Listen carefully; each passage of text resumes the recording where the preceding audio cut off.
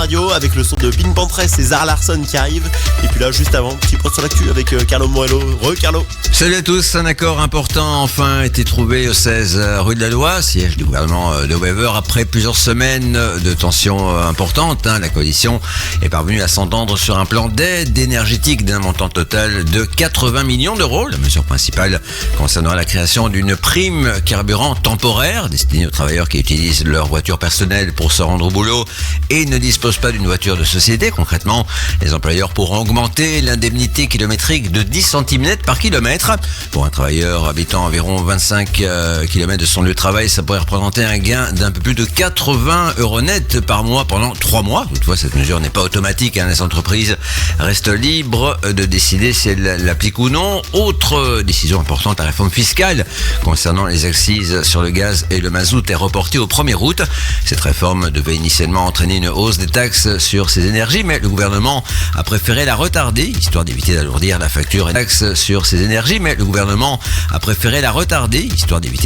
facture énergétique des ménages en pleine période de prix élevés.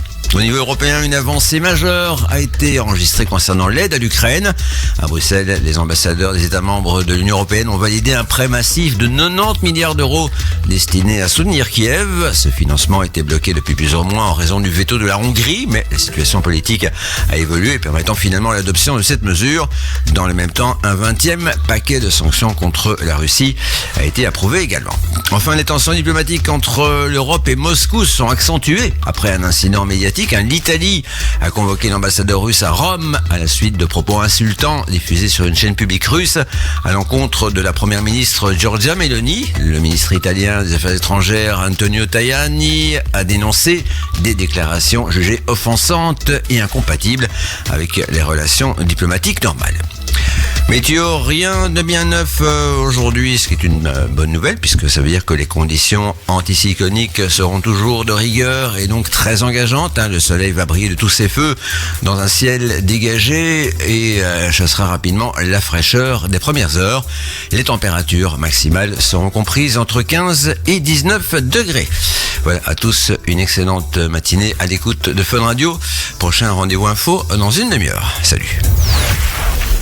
Une météo bien de chez nous. Et vos pommes de terre aussi? Avec le soutien de l'APAW. Fun Radio. Sur Fun Radio, il y a Floriane qui arrive. C'était une de nos anciennes premières de la classe. Elle voulait battre le gros record, l'ultime record sur Fun Radio. Là déjà, on va voir si elle arrive à prendre 1500.